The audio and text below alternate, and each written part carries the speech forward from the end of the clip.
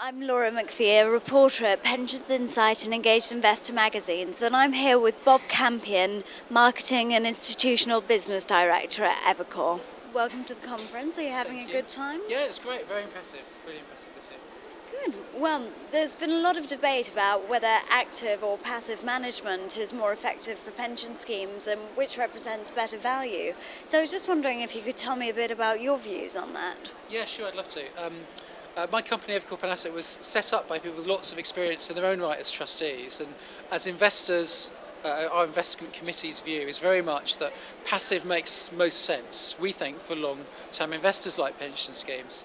We've done a lot of research about this. There's lots of studies. If you look at all the numbers, the average, the chances of finding an active manager that beats their benchmark or index net of their fees is pretty low.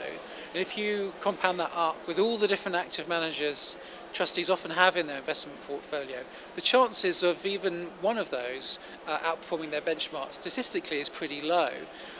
We think if you're going to invest time as a team, as an investment committee, as trustees, in deciding what to do with your investments, we think the best thing to do is spend time on the asset allocation. That's what we do. So we don't spend any time trying to choose or find active managers that might beat their index. We spend all of our time trying to work out what the best asset allocation is for our portfolios, and I think that makes a lot of sense for any pension scheme, really.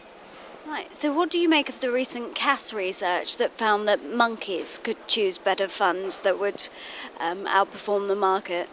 Well, I'm sure that's dead right, but the problem is, because when you take fees into account, the average active manager is almost always going to underperform the index.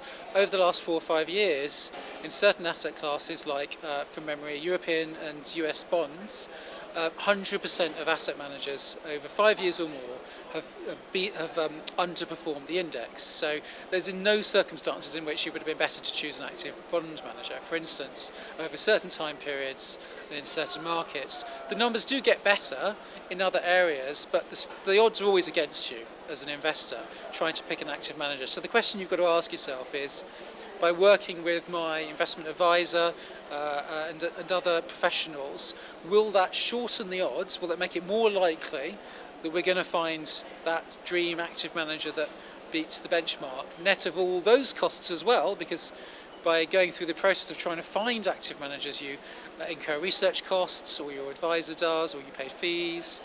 Then the beauty parades themselves are quite long, drawn-out, expensive, complicated processes. I remember myself when I was a trustee, very memorable beauty parade where we had to pick a global equity manager. And our consultant, who we had a very good relationship with, brought in their top 3 managers. We went through all the due diligence and processes. We chose one we thought was the most appropriate for our scheme, but we couldn't really tell which one was going to be better than another. Nobody can. And then about a year later, we reviewed that. There was one manager that was the best performing, another one that was the worst performing, and one that was in the middle out of their peer group. And guess which one we chose? And I think for many trustees, that whole process feels a bit random, and it's very difficult to make a sensible decision. So my question to trustees would be, if that's how you feel, why do it at all?